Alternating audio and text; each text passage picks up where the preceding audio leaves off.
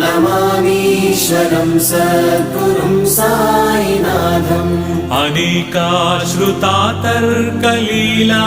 विलासै समाविष्कृते स्यानभास्वत् प्रपञ्चम् अहं भावहीनं प्रसन्नात्मभावम् नमामीश्वरं सद्गुरुं साईनाथम् नमामीश्वरं सद्गुरुं साईनाथम् सतां विश्रमाराममेवाभिरामं सदा सज्जनैः संस्तुतं सन्नमद्भिः जनामोददं भक्तभद्र